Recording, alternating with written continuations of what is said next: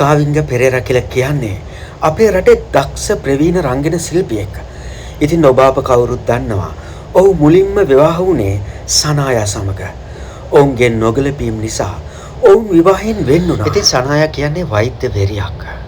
ඉතින් දෙදරා ගිය ඔවුන්ගේ විවාහය පිළිබඳව සමාජ මාධ්‍ය තුල වැඩි වශයෙන් කතා බහකට ලක් වුණා. ඉතින් ඉන්න අනතුරුව තනිකඩ ජීවිතයක් ගත කරපු කාවිංග පෙරේරා මේ වන විට යුගදිවියට පත්වලා තියෙනවා. ඒ වෙන කවුරුවත් නෙවෙයි. අපි කවුරුත්ම ආදරය කරන ටෙලිනාට්‍ය නිලියක් වන දුමී වන්‍යාරච්චි සමග.